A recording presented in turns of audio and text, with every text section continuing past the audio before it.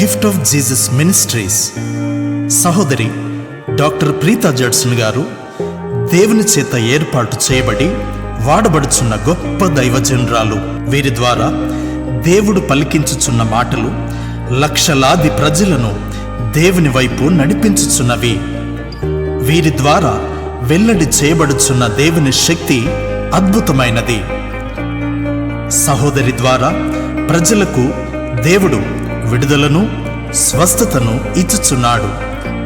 మీ దీవెనల కొరకు వారు మాట్లాడిన సందేశమును మీకందించుచున్నాం. జాగ్రత్తగా వినండి, ప్రార్థనలో ఏకీభవించండి. ఇదిగో మన సహోదరి డాక్టర్ ప్రీతా జడ్సన్ గారు.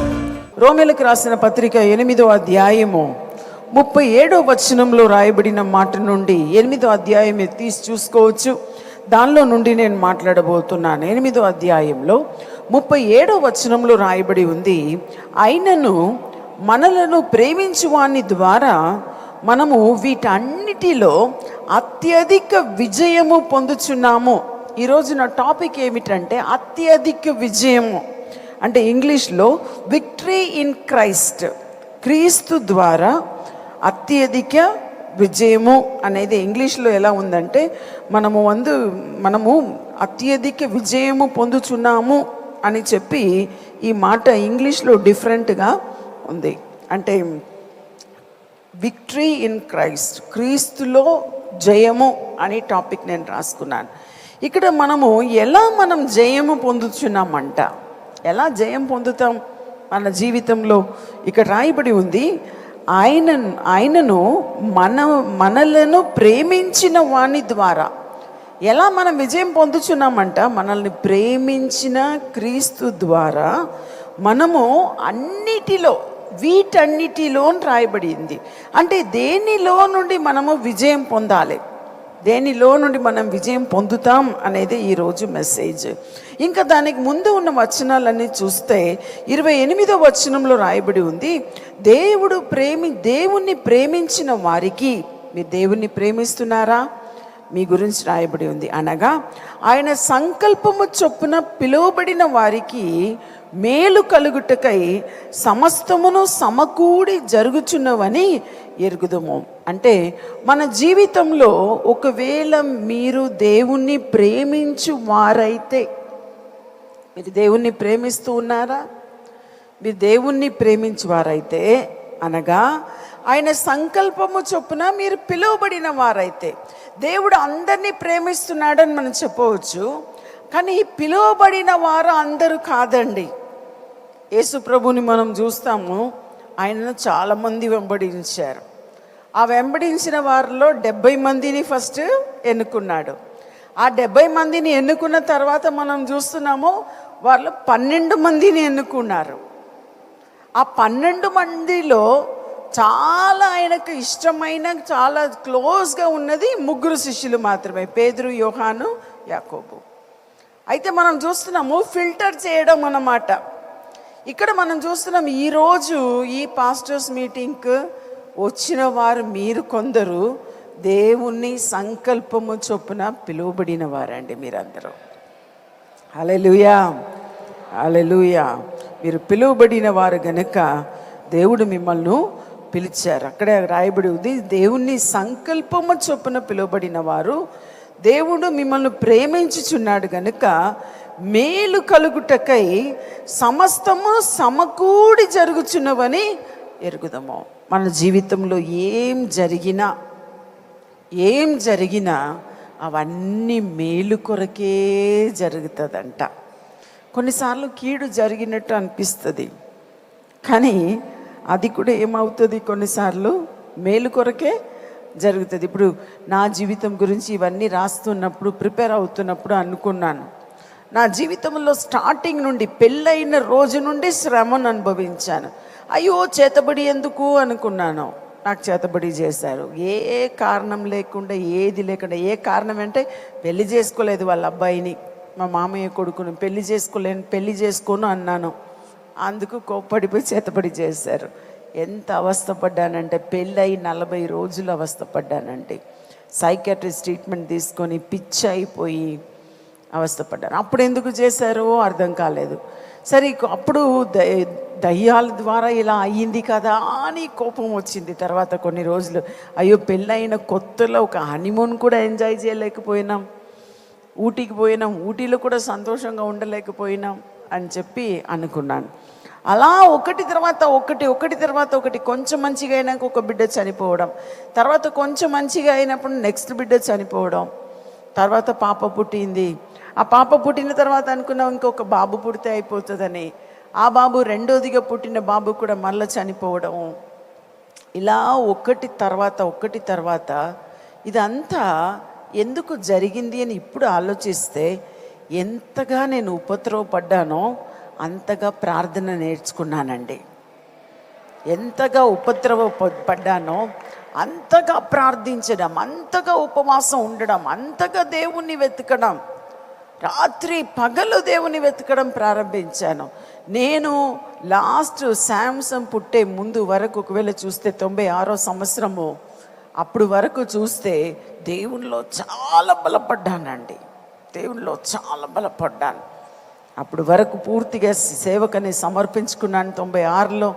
అప్పుడు నుండి శామ్ పుట్టినప్పటి నుండి ఫుల్ టైం మినిస్ట్రీ. చిన్న పిల్లల్ని ఇంట్లో విడిచిపెట్టి అందరు నన్ను తిట్టేవారు, ఓ తిరుగుతుంది, అట్లా తిరుగుతుంది, ఇట్లా తిరుగుతుంది అని. కానీ అప్పుడు తిరుగుడు అన్నారు, ఇప్పుడు ఎవరు చెప్పట్లేదు. తర్వాత దేవుడు ప్రపంచం అంతా తీసుకువెళ్ళి ఇప్పుడు వరకు 53 దేశాల్లో సేవ చేయడానికి దేవుడు కృప చూపించాడండి. ఇప్పుడు వరకు కూడా ఇంకా పిలుస్తున్నారు, అక్కడ నేనే ఆలోచించి వెళ్దామా వద్దా అని ఆలోచించుకుంటూ ఉన్నాను. అయితే మనం చూస్తున్నాము దేవుని సంకల్పము చొప్పున పిలువబడిన వారికి ఏ కీడు జరిగినా అది మేలు కొరకే జరుగుతుందంట. 30వ వచనంలో ఉంది, మరియు ఎవరిని ముందుగా నిర్ణయించినో వారిని పిలిచెను. మనం చూస్తున్నాం 12 శిష్యులను ముందుగా నిర్ణయించాడు, వారిని పిలిచాడు. ఎవరిని పిలిచెనో వారిని నీతిమంతులుగా తీర్చెను. అంటే ఎవరెవరిని దేవుడు పిలిచాడో వారందరినీ ఏం చేశారు? నీతిమంతులుగా. ఈరోజు మీరు ఇక్కడ వచ్చారండి, మీ సొంత ప్రయాసంలో నీతిమంతులు అయ్యారా? అలా సొంత ప్రయాసంలో అవ్వడానికి మీరు ఎవరైనా ప్రయత్నిస్తే ఎవరు నీతిమంతులు కాలేమండి. కానీ యేసుక్రీస్తు రక్తము ద్వారా మనం కడుగుబడి ఉన్నాము కాబట్టి యేసుక్రీస్తు నామములో, యేసుక్రీస్తు రక్తములో, యేసుక్రీస్తు అభిషేకంలో మనం ఈరోజు నీతిమంతులుగా ఉన్నాము. హల్లెలూయా, హల్లెలూయా. అందుకే రాయబడి ఉంది, ఎవరిని వారిని నీతిమంతులుగా తీర్చెనో, ఎవరిని నీతిమంతులుగా తీర్చెనో వారిని మహిమపరచెను అని రాయబడి ఉంది. ఈరోజు పిలువబడిన సేవకులందరూ కూడా మీరు దేవుని చేత మహిమపరచబడి ఉన్నారు. ఇంకా 31వ వచనంలో ఉంది, ఇట్లుండగా ఏమందుము, దేవుడు మన పక్షముగా ఉండగా మనకు విరోధి ఎవడు? నాకు ఇది చాలా నచ్చిందండి. చాలామంది చెప్పుకుంటారు, ఓ వారు నాకు అది చేశారు, వీరు నాకు ఇది చేశారు, నా గురించి అలా మాట్లాడారు, నా గురించి ఇలా మాట్లాడారు, అపవాది ఇలా చేశాడు, అలా చేశాడు. నేనేమంటున్నాను, దేవుడు మీ పక్షంగా ఉంటే వాడు కాదు, వీడు కాదు, ఆమె కాదు, ఈమె కాదు. ఏంటండి? వాడు కాదు, వీడు కాదు, ఆమె కాదు, ఈమె కాదు, ఆ దయ్యము కాదు, ఈ దయ్యము కాదు. ఎప్పుడు తెలుసా? దేవుడు మీ పక్షముగా ఉంటే. If God is with you, who can be against you? దేవుడు మీకు పక్షంగా ఉంటే మీకు విరోధి ఎవరు అంటున్నాడు దేవుడు. నాకు ఏ విరోధి లేదండి ఈ ప్రపంచంలో. దేవుడు నాకు తోడుగా ఉన్నప్పుడు అపవాది కానివ్వండి, మనుషులు కానివ్వండి, సొంత కుటుంబము వారు కానివ్వండి, అన్నా చెల్లెలు, భర్త కానీ, భార్య కానీ, ఎవరు కానీ, మీకు విరోధముగా ఎవరు ఉన్నా కూడా దేవుడు మీకు పక్షంగా ఉంటే అది ఏమీయూ కాదు. అందుకే రాయబడి ఉంది. ఇంకా మనం చూస్తే మనకు విరోధి ఎవడు అని చెప్తున్న అదే వాక్య భాగంలో ఇంకా 34లో రాయబడి ఉంది, శిక్ష విధించువాడెవడు? చనిపోయిన యేసుక్రీస్తే. మనకు శిక్ష విధించాలంటే ఎవరు విధించాలండి? మన కొరకు రక్తమును చిందించిన యేసు ప్రభు తప్ప మనకు శిక్ష విధించేవారు ఎవరు లేరు అని రాయబడి ఉంది 34వ వచనంలో. Who can condemn you of sin? ఎవరు మీకు శిక్ష విధించగలరు? యేసు తప్ప ఇంక వేరెవరు కాదు. అంతేకాదు, మృతుల్లో నుండి లేచిన వాడును, దేవుని కుడి పార్శ్వమున ఉన్నవాడును, మన కొరకు విజ్ఞాపన కూడా చెయ్యువాడు ఆయనే అని రాయబడి ఉంది. యేసు ప్రభు ఏమిటంట, మన కొరకు మనకు ఆయన శిక్ష విధించడు అని రాయబడి ఉంది. ఎందుకంట? అంతేకాదు, మృతుల్లో నుండి లేచిన వాడును, దేవుని కుడి పార్శ్వమున ఉన్నవాడును, మన కొరకు ఎవరండి విజ్ఞాపన చేస్తున్నాడు? చాలామంది నాకు రాస్తారండి. నిన్న కూడా యూట్యూబ్లో ఎవరో రాశారు, ఇప్పుడు కూడా రావడానికి ముందు కూడా ఎవరో యూట్యూబ్లో నా మెసేజ్ కింద రాశారు. నా మెసేజ్లో అన్ని చదువుతానండి. లైవ్లో చూస్తున్న వారు కూడా నా యూట్యూబ్ మెసేజెస్లో మీరు ట్రై అవచ్చు, నాకు ఈ ప్రార్థన చేయండి. అప్పుడు సరే అని చూసి ఈరోజు మార్నింగ్ చూస్తే ఏమేమో రాశారు. నా కొడుకుకి ఇది ప్రార్థన చేయండి, నా కూతురికి ఇది ప్రార్థన. ఒక్క క్షణం ప్రార్థన చేశానండి, అంతే. కానీ నేనేమంటున్నాను, మన కొరకు నిత్యము వ్యాజ్యమాడుతూ, మన కొరకు నిత్యము ప్రార్థన చేస్తూ ఎవరు ఉన్నారంట? అక్కడ రాయబడి ఉంది, ఆయన కుడి పార్శ్వమున ఉన్నాడు, మన కొరకు విజ్ఞాపనము కూడా చెయ్యువాడు ఆయనే అని రాయబడి ఉంది. తండ్రి యొద్ద విజ్ఞాపన చేస్తున్న యేసుక్రీస్తు మనకున్నాడు. 35వ వచనంలో, క్రీస్తు ప్రేమ నుండి మనలని ఎడబాపు వాడెవడు? శ్రమ అయినను, బాధ అయినను. శ్రమ మనల్ని ఎడబాపునా? ఆ టైం శ్రమ వచ్చిన ఆ నిమిషం మనకు బాధగా ఉంటుందండి, కానీ తప్పకుండా దేవుడు మనల్ని లేవనెత్తుతాడు. బాధ అయినను, బాధ నుండి లేవనెత్తుతాడు. హింస అయినను, హింస కొన్ని కుటుంబాల్లో, కొన్ని ఇంట్లో మనకు హింస ఎవరో ద్వారా వస్తే పెద్ద బాధ కలగదు, కానీ మన సొంత ఫ్యామిలీ ద్వారా, మన బంధువుల ద్వారా, మనకు చాలా దగ్గర ఉన్న వారి ద్వారా మనకి హింస వచ్చినప్పుడు ఎలా ఉంటుంది? చాలా బాధగా ఉంటుంది. ఒకప్పుడు నేను అనుభవించాను, ఇప్పుడు ఏం లేదు, ఇప్పుడు ఏం లేదనే చెప్పాలి. ఆయన నాకు చిన్న చిన్న విషయానికి కూడా బాధ కలుగుతుంది. అయ్యో ఇలా చెప్పేశారా, ఇలా చెప్పేశారు, ఇలా చెప్పేశారు, అలా చెప్పేశారు. అందుకని కొంచెం దూరంగానే ఉంటాను, ఫ్రెండ్షిప్ ఎక్కువ చేసుకోను. కొన్నిసార్లు మనకు చాలా ఎంతమంది మనకు ఫ్రెండ్స్ ఉంటారో, ఎంతమంది స్నేహితులు ఉంటారో, ఎంతమంది బంధువులు ఉంటారో, ఏదో ఒక రకంగా ఏదో ఒక బాధ వస్తూనే. అందుకని ఉండకూడదు నేను చెప్పట్లేదు, ఉంటే సంతోషంగా, మీరు ఉంటే సంతోషంగా ఉండండి. హల్లెలూయా, దేవుని స్తోత్రం. అయితే ఈరోజు అదే ఒక ప్రశ్నతో నేను ముగించబోతున్నాను. అంటే మిమ్మల్ని దేవుని ప్రేమ నుండి ఏది ఎడబాపుతుందండి? అందుకే రాయబడి ఉంది, శ్రమ అయినను, బాధ అయినను, హింస అయినను, కరువు అయినను, వస్త్రహీనత అయినను, ఉపద్రవమైనను, ఖడ్గమైనను మనల్ని ఎడబాపునా అని అడుగుతుంది. నాకు తెలిసి నా జీవిత అనుభవంలో ఎన్నో అప్స్ అండ్ డౌన్స్ వచ్చిందండి. ఎన్నో మేలు, ఎంతో కించపరిచే విషయాలు, ఎన్నో అవమానాలు వచ్చింది. కానీ అంత కూడా దేవుని సన్నిధిలో ఉన్నప్పుడు ఒకరోజు 2 రోజులు అవన్నీ ఏమైపోతుందో తెలుసా? అలా కరిగిపోయినట్టు అలా మాయమైపోతుందండి, అలా మాయమైపోతుంది.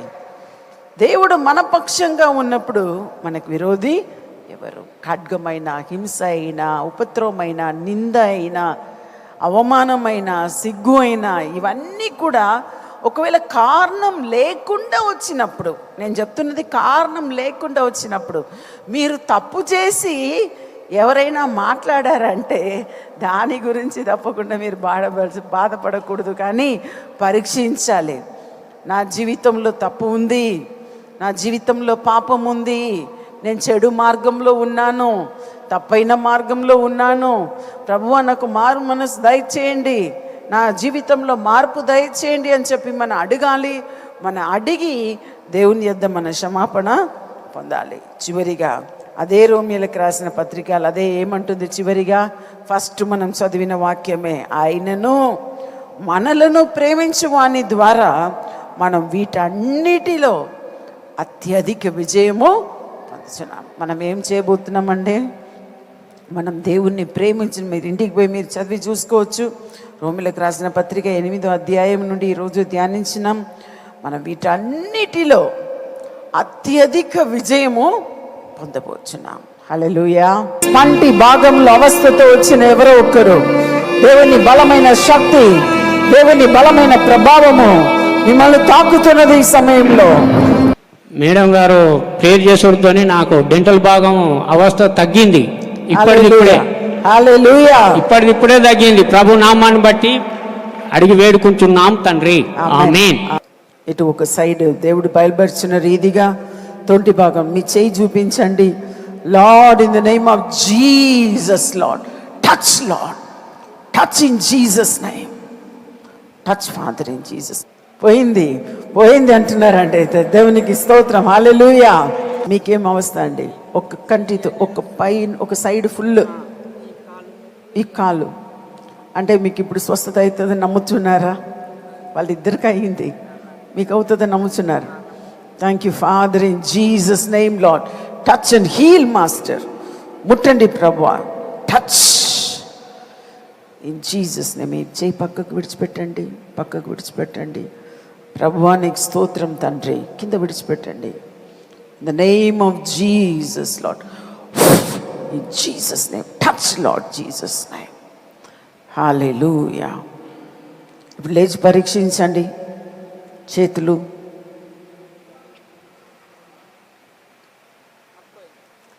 తక్కువైంది, అన్నీ అన్నీ చేతులు కాళ్ళు అన్నీ. సైకిల్ తొక్కితే బాగా నొప్పి వస్తుందంట. ఆ కాళ్ళు చేతులు అన్నీ స్వస్థత అయింది అంటున్నారండి. చపలు కూడా దేవుని మహిమపరుద్దాం. మీ శరీరంలో ఏదో ముళ్ళు గుచ్చినట్టు ప్రత్యేకంగా మీ చేతుల్లో మీ కాళ్ళల్లో, మీ చేతుల్లో మీ కాళ్ళల్లో ముళ్ళు గుచ్చినట్టు ఒక నొప్పి వస్తుందండి అప్పుడప్పుడు.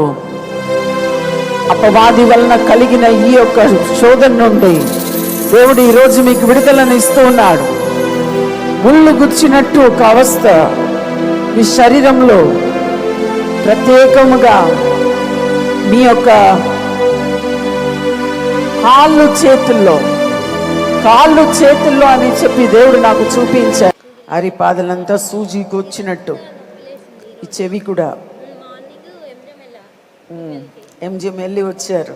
ఇక్కడికి రావాలంటే అసలు మనసు చెప్పలేదు, కానీ దేవుని కృప వల్ల మా ఆయన బలవంతంతో ఎక్కడికి తీసుకొచ్చాడు. సై పక్కకు పెట్టండి. Lord, in the name of heal అవుతుందని నమ్మండి. In the name of Jesus I rebuke every hindrance Lord. తల నుండి కాళ్ళ వరకు హీలింగ్ జీసస్ నేమ్. విడిచిపెట్టే శరీరాన్ని. Come out of our body in Jesus name.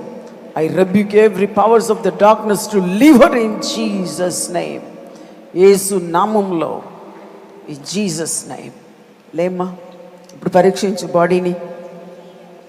మైకి ఏమ్మా? ఫ్రీగా అయిందమ్మా. ఏడుస్తున్నారు. వచ్చినప్పుడు అంత బాధతో వచ్చారు. అసలు రావాలనిపించలేదు. వచ్చినా కూడా ఇక్కడ చాలాసేపు కూర్చోలేకపోయా. అటు బయట వరండాలో ఒక 5 నిమిషాలు కూర్చొని ఇక్కడికి వచ్చా. కానీ మీరు ప్రేయర్ వల్ల కొంచెం పాట పాడుతూ ఉంటే కొంచెం చల్లగా స్పర్శ వచ్చింది. ఇప్పుడు మొత్తం ఫ్రీ అయిపోయింది. ఇప్పుడు మొత్తం ఫ్రీ అయిందంట, తల నుండి కాళ్ళ వరకు కూడా. హల్లెలూయా. సేవకుల మీటింగ్లో ఎంత అద్భుతాలండి. Touch father. తిరిగి రాకూడదు ప్రభువా.